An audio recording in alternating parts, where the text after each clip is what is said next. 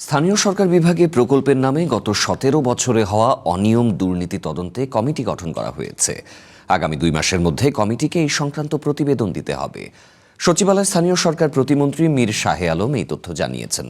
প্রতিমন্ত্রী বলেছেন, আওয়ামী লীগ ক্ষমতায় থাকার সময় পিরোজপুরে প্রকল্পের নামে প্রায় ৬,০০০ কোটি টাকার অনিয়ম হয়েছে।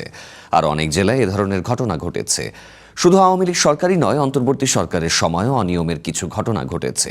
৭ সদস্যের এই কমিটি স্থানীয় সরকার বিভাগে আগের অনিয়ম খুঁজে বের করবে বলেও জানান প্রতিমন্ত্রী। তিনি বলেন, ক্ষমতার জোরে নয়, বরং প্রতিটি জেলায় উন্নয়ন হবে মানুষের প্রয়োজনে।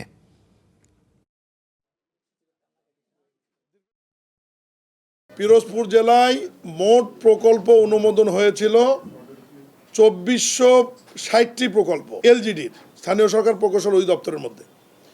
এর মধ্যে ১৬১০টি প্রকল্পে কোনো কাজ না করে টেন্ডারের ফর্মালিটিস মেনটেন করে প্রায় ৬,০০০ কোটি টাকা উত্তোলন করা হয়েছে। যে যে জায়গায় অনিয়ম বা দুর্নীতি হয়েছে আলাদা আলাদা ভাগ করে ওই জেলাগুলো বা ওই প্রকল্পগুলোর বিষয়ে আমরা দুদক বা আমাদের মন্ত্রণালয়ের পক্ষ থেকে আইন বিধি অনুযায়ী যে সমস্ত ব্যবস্থা নেওয়ার দরকার আমরা সেটা নিব।